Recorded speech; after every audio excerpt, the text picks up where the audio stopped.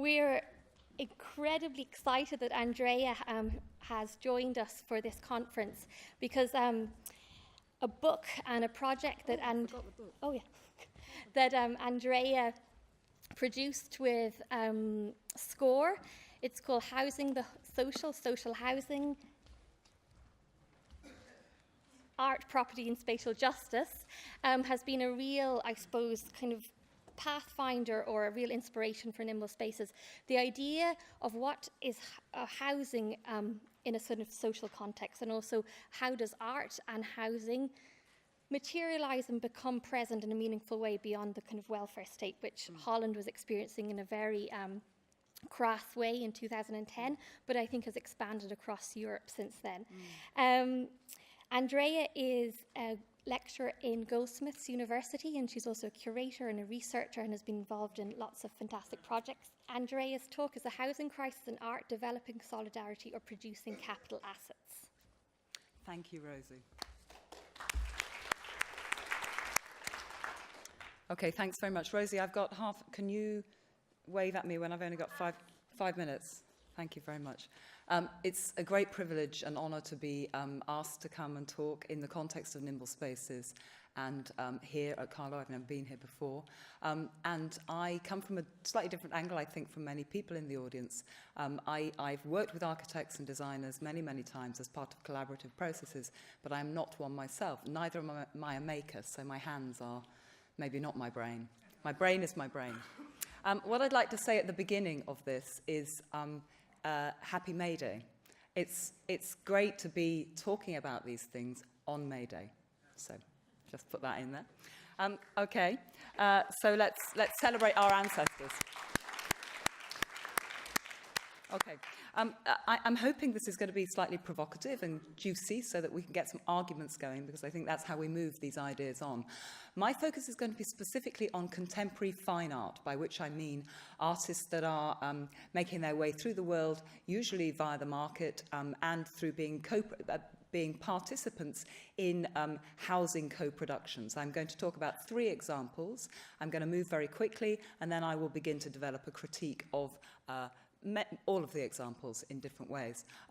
My main interest and my main concern is the way in which art is used as a mechanism that produces capitalized, financialized assets that are therefore and in turn contributive of gentrification processes and the development of inequalities, largely within an urban context. So I understand that the focus of many of the talks today, and particularly Nimble Spaces, has also been working within smaller communities in rural environments.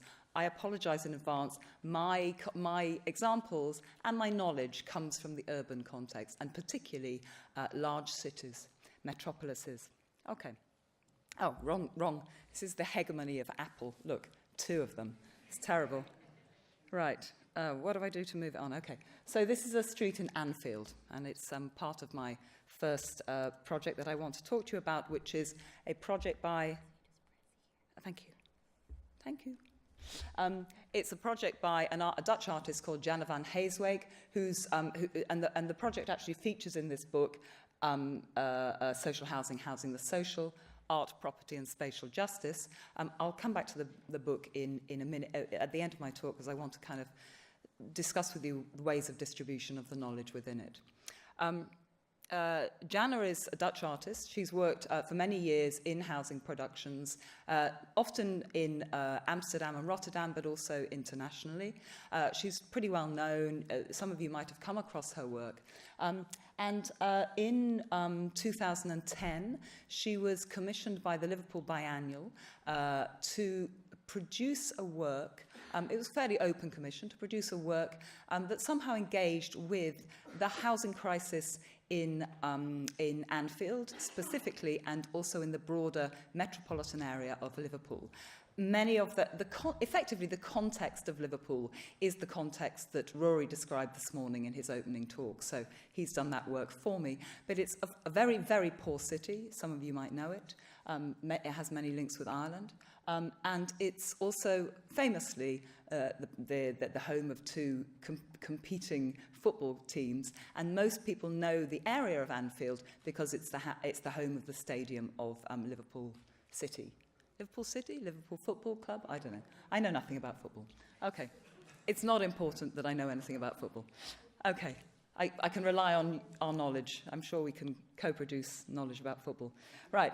Okay. So what Jana did was she came and visited the area, and she decided, along with the commissioner and the team at Liverpool Biannual, led by Sally Tallant, to develop a project that was a long-scale project. And so Trish, in the first panel this morning, brought up this question of longevity of engagement, which I think is a real critical point when we think about the way in which art produces value within certain community environments. Often the engagement is very short. Artists fly in and fly out, and they leave the community with these aesthetic objects and ideas, and they leave them adrift. And I think this is a real problem, and it's a problem to do with commissioning art.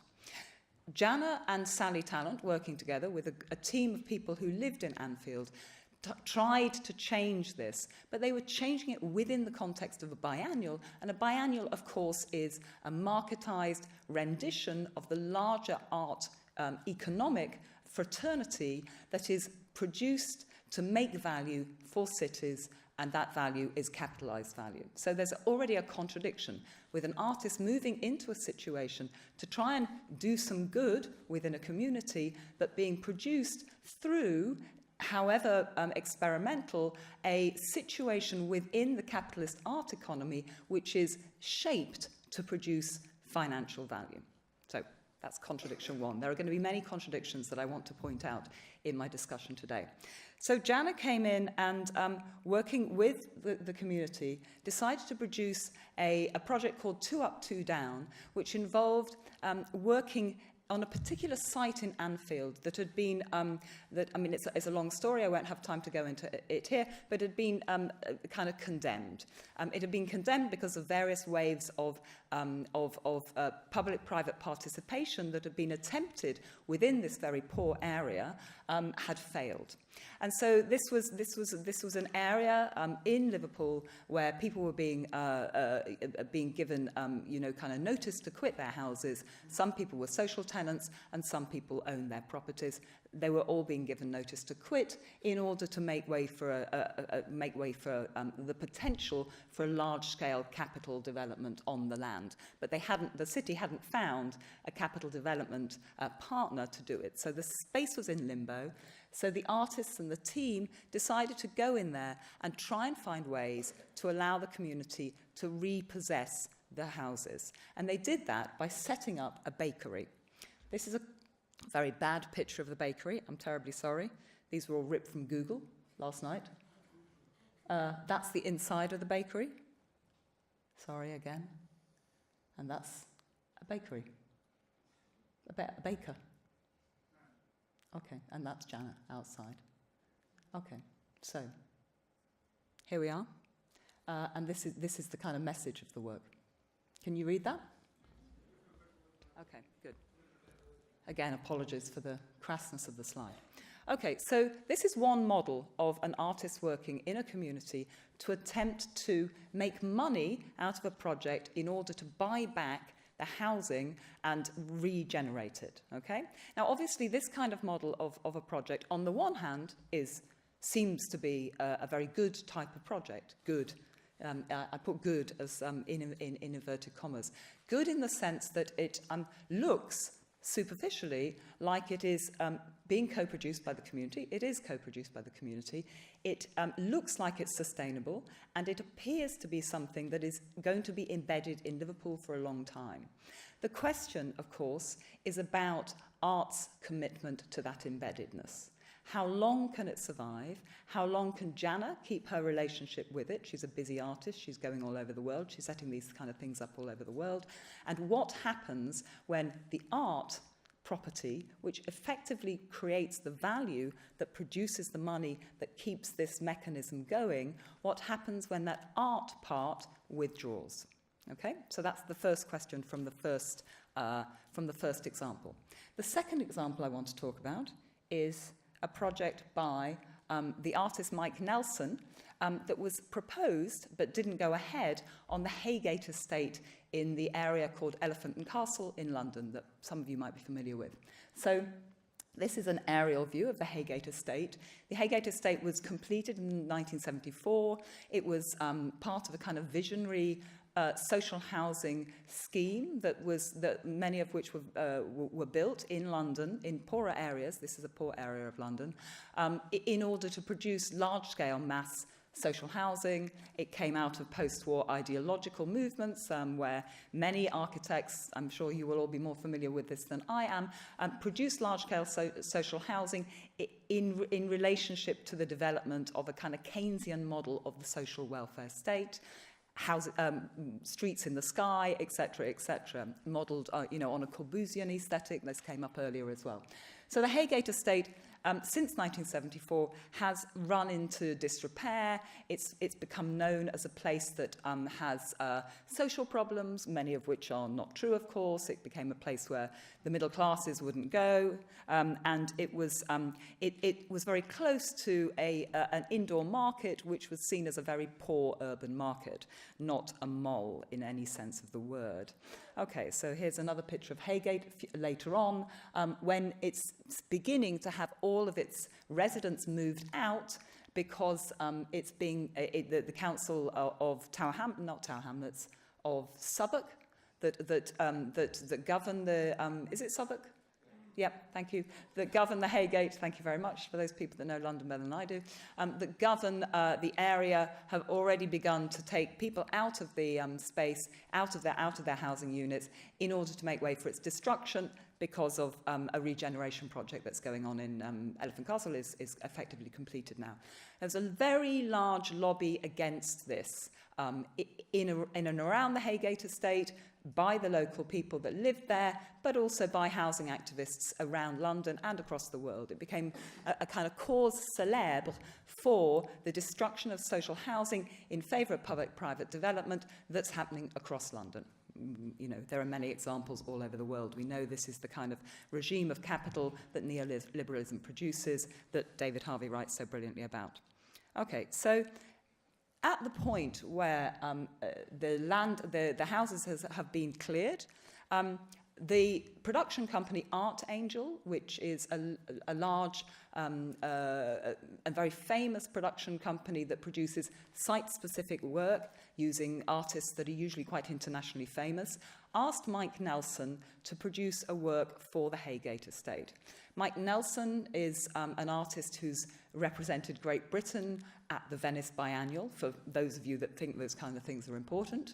And he's a very well-known artist. He's a super intelligent man, and he makes quite subtle interventions into architectural environments, usually using abandoned spaces. Art Angel approached Mike Nelson, and he proposed to make a pyramid, or a ziggurat, as he called it, out of the housing units that had been left empty whilst the regeneration model was being put into place. Okay, that's the ziggurat. Here are some architectural models made by him and the architects that were working with him. Okay, so what's wrong with that? Well, many people were completely offended by the imposition of a large, internationally celebrated artist and commissioning agency into a zone of acute social and community tension. And many people were shocked by the crassness with which the commissioners and the artist had approached the project, as if there was nothing wrong with producing a symbolic housing sculpture of huge scale within this kind of context. I'm going to read you a little bit of a report that was written about it. Excuse me. Okay. So this was a write-up in The Guardian of it. In December 2013. As a symbol of a city gentrifying at warp speed, it could hardly be more literal. Within weeks of the last resident being evicted from a condemned council estate in South London, a team of art workers moves to dismantle one of the blocks and rebuild it as a sculpture in the shape of a giant pyramid. This is the likely fate of part of the Haygate estate in Elephant and Castle, as Southwark Council considers the proposal by British installation artist Mike Nelson, a plan condemned by some ex-residents as insensitive. Southwark, along with Art Angel, the influential group that commissioned Nelson, argue the work is a productive and creative use of a space destined to otherwise remain unused during the months before the site is levelled for new housing. But some locals argue a public artwork, let alone a pyramid, cannot be seen outside of its social setting, in this instance, one where the final resident was removed by bailiffs only last month, etc., etc. Okay, so this is a dominant model of the way that artists symbolically reenact critical interventions within the sphere of housing in particular, but the zone of urbanism in more general themes. The problem with it is that A, it's a dominant model, and B, it's seen to have some kind of critical capacity that aids the social transformation of our cities. So that's the second kind of problem that I'm going to bring up. Okay, the third model relates to the underpinning. Oh, let me just show you a few more images. Which one am I using? Okay, so this is the canvas that the council put up on Haygate. You can see it's started to be deconstructed by protesters. This is a protest graphic. This is the men. These are the men in suits, the developers that are underneath the upturned ziggurat, being used as a weapon. And there you go. So, okay, I'll leave you on that for a minute. Okay, so what's the problem here? The problem is not, in fact, interventions into housing. The problem is the relationship, in a broader sense, with the concept of property. Property and the concept of proprietary owning within the social sphere, within the flows and demands of neoliberalism, has become embedded within all forms of industries, including the creative industries, and specifically within art. Of course, art, fine art, has a particular history of being bought and sold. It's a history of being that is shrouded. It's a history that is completely unregulated, and it is a history that hides dirty money on a regular basis. It is also a history that collides and integrates itself with property speculation on a regular basis. So, for instance, in Hong Kong at the moment, there's an art fair on. It's a very famous art fair. There's an increasing market, a very, very substantially growing market for art in the Far East, for contemporary art, and there's an art fair that is accompanied by a property fair. So people are going from buying a kind of low-grade Damien Hirst in one fair and then moving to buy off-plan housing in Dalston in the next place that they will never go and see. They are just holding it for speculative purposes. Art is also a growing asset class. It's understood as an alternative asset class, but there are increasing speculative mechanisms, usually produced through digital means, that allow us to understand art as value. And to allow us to understand how we might invest in them in order to make money. So there's a kind of increase in the ways in which we might enter the regime of art's value via the market, and in the same way that we might speculate upon housing if we're somebody rich living in Hong Kong or living in Shanghai who wants to buy a bit of London, purely to make money out of it, thus displacing, mainly displacing social housing in poor urban areas, as has been described very succinctly earlier on today. So what I call art's property ontology, which suggests, by which I mean art's being as property, is the problem here. How can we understand art, and more importantly, what artists do? And here we go back to the hands issue and the craft issue that was brought up earlier. How can we understand that beyond value? And how can we understand that beyond value in psychic terms, as well as in political terms? One of the problems with artists like Mike Nelson, and one of the problems with projects like Janus, who is a very intellectually, politically driven artist who understands these concerns, one of the problems is it's difficult, it's extraordinarily difficult for artists and other types of creative practitioners to imagine themselves outside of that sphere of property ontology. And that, I think, is the major challenge that we have to face as people involved in the art world, whether we be curators or artists ourselves, or people that are co-producing, or even as academics that are writing about it. We all produce value that is privatized. And what we need to understand is how we can shift, both politically and psychologically, psychically, that production of value from the private to the social. And this is a real problem when it comes to artists intervening within the property market in a way that they suppose is politically generative of alternative values, but in fact isn't. It leads me on to my third project, which is, wrong computer, which is a project that I've collaborated on with an artist duo who are based in Brussels, who are Belgian, called Vermeir and Heiremans, who made a project, who are in the process of making a project called Art House Index, in which they are attempting to deconstruct their value. They've made a film. This is a still from the film. I've got a number of stills here. It's a film called Masquerade, and the film has a number of actors in it. I was also in it. I'll show you a picture of me in a minute. It was lovely being an actor.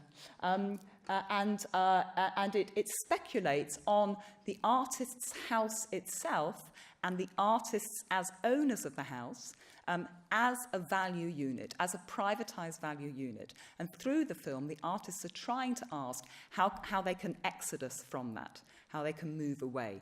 Paolo Virno has talked very tellingly and compellingly about how we need to find forms of exodus in many ways. How can art and the kind of work that Nimble spaces do produce forms of exodus from this psychic and political contradiction that we inhabit on a daily basis. So, Art House Index. Let me flick through a few stills. This is an auction. It was filmed in an auction house in Belgium, in Antwerp. And what is being auctioned is the value of the artist's persona, Vermeir and Heiremans, within the context of its house, their house. This is lots of extras in an auction. This is the auctioneer. He's a real auctioneer. He's very good at the gabble, the auctioneer gabble. And that's me as an object of value being transported in the lift that brings the artworks up from the auction house floor up to the level where people speculate on them. So what you'll see, hopefully, is the value of the artist changing on a nanosecond measurement. And what they've done is they brought together various different types of indexing of artist value. Is that it? Yeah. Great. Yeah, there you go. And looking at the ways in which they themselves are being valued on a daily basis, or on a nanosecond basis. So you can see here that AHI's Art House Index, and you can see here various different mechanisms that art is valued. So through ranking, through every time you show in a major gallery and museum, if it's a solo show, your value goes up. If it's a group show, it goes up a bit. If you don't show in a gallery for 6 months, then your value goes down, etc., etc. If you sell on the secondary market, on the auction market, then your value might go down, depending on what you sell for. If you have a good dealer, your value goes up. These artists don't have a dealer, etc., etc. Okay, so what I'm showing you this project for is not only because it's a project about housing, it's a highly conceptual project, so it's not an intervention into social housing. It's a question that's asking the root question about the relationship between housing value, property value, and art value. It's a project that's trying to bring these two concerns or questions together. And I think that it's the kind of level at which we need to think. We need to think these ideas. We need to speculate politically on the relationship between art and value on an economic, on a fiscal basis, as a kind of base level of our political engagement with the relationship between art and the social sphere, and in the case of the context of this conference, the relationship to housing. I'm just going to end with a few remarks, which I'm just going to find on my here. Okay, so the critic Grant Kester has asked this question. I've got the same problem with my eyesight, obviously. He asked, why do we continuously foreclose, this is a quote from Kester, foreclose the possibility that creative insight might be generated through less proprietary forms of compositional agency? I'll read it again because I think it's a very brilliant quote, and he very concisely brings all my concerns together in one sentence. Clever man. Why do we constantly foreclose the possibility that creative insight might be generated through less proprietary forms of compositional agency? So art is property, art is value, and value is capital. And in that way, it works exactly the same as the privatised and privatising housing market. And it is those schemes of proprietariness that we need to exit from. So how can artists deprivatise? How can they deprivatise from their own ontological conditioning as autonomous beings that intervene within the social sphere in mechanisms and strategies that often seem to present art as something that is separate and interventional within the social sphere? What do artists need to do, and curators and cultural workers of all forms, to deprivatise that ontological core?